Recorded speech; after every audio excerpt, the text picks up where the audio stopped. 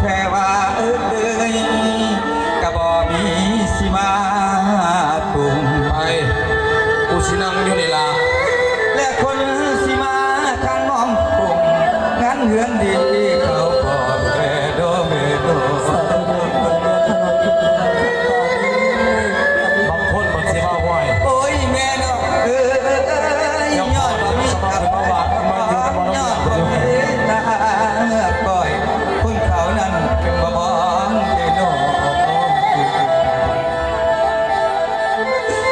นี่แหละเนาะพี่น้องเป็นคนตัวตายบ่มีญาติพี่น้องมาหุบพอกินทานแต่ขอท่านนักนางโลกเสียว่าสิยืนฮับพ่อมุสลิมโอ้ยตายเด้อปาน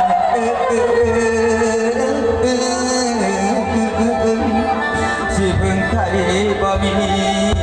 ใดจะช่วยกูจะเรากูลงไปบุตรตีทำบนช่องคนโอ้ยมาอาศัยน้ำลุมป่ามันสาทาง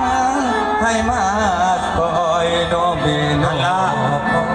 อยากมีเงินแล้วพอสนใจแล้วพอรับแม่